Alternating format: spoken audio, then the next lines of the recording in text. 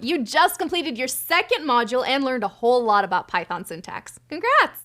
We've learned how to operate with different data types and how to create our own variables and expressions.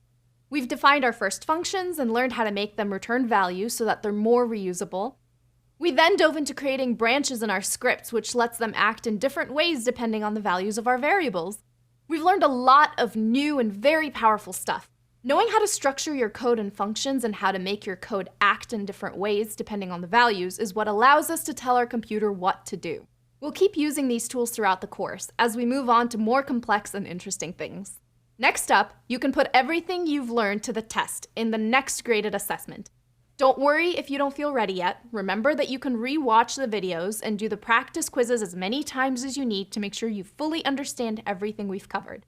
When you're ready for the test, take your time, and best of luck. I'll catch you after you've finished in the next module, where we'll learn all about loops. See you there.